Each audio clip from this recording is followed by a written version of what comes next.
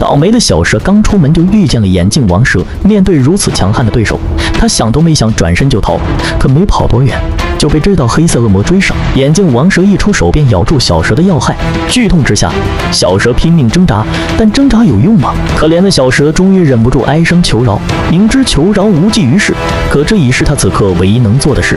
王蛇大哥，求求你放过我吧！你现在若吃掉我，也才能塞你牙缝而已。